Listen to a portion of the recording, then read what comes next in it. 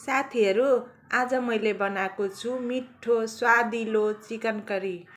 यहाँ मैले मासुलाई राम्रोसँग धोएर र यसमा हाले मैले 1 चम्चा धनियाँ धुलो, खुर्सानी धुलो, जिरा धुलो, बेसार र स्वाद अनुसार नुन पनि राख्नुहोला र अदुवा लसुनको पेस्ट। ठुलो चम्चाले 2 चम्चा दही पनि राखेँ। अब सबै थोकलाई यसरी हातले मजाले मिक्स गर्ने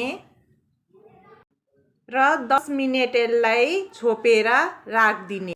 यता मैले कराईमा तेल तताएर 4वटा प्याजलाई रातो हुने गरी फ्राई गरेँ र उब्रेको तेल कुकरमा हालेर 4वटा लसुन, जिरा, तेजपत्ता, 2वटा सुकेको खुर्सानी र ल्वाङ, सुकमेल, दालचिनी हाले।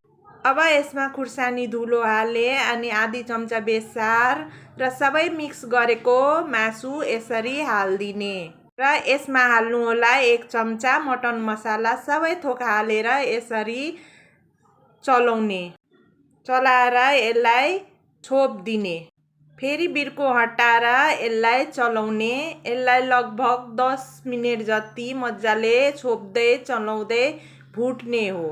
अब यसमा आफूलाई चाहिने जति झोल हालिदिने। अघि फ्राई गरेको प्याजलाई मजाले मिक्स गरेर यसरी माथिबाट लगाइदिने र थोरै धनियाँको पत्ता पनि हाल्ने। रेडी भयो हाम्रो चिकन करी।